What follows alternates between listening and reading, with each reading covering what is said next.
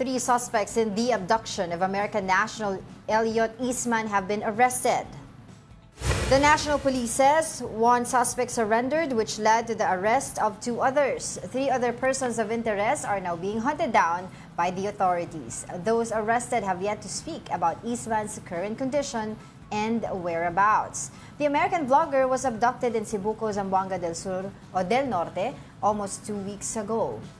Matagal-tagal na rin yan, ano? Hindi pa sila nagsasalita kung saan Tsaka very, nasaan itong si Eastman. Very clueless kung ano ano bang rason? Bakit nga kinidnap to? Yung mga vlogs niya, very simple naman vlogs on the area. Kung sa pera, bakit hindi pa sila kumontak for ransom? Kung pera, walang contact for ransom. Tsaka si Elliot naman, although he has a significant amount of money from vlogging and other businesses, hindi naman ganun kalaki na para pagpansinin mo na para i-kidnap. Di ba kasi comparatively to Speed, remember si Speed nung dumating dito? Yeah. Yun ang mayayaman talaga. Pero si Eastman has enough. Pero kaya nga asawa siya dito, di ba? Oo, meron siya.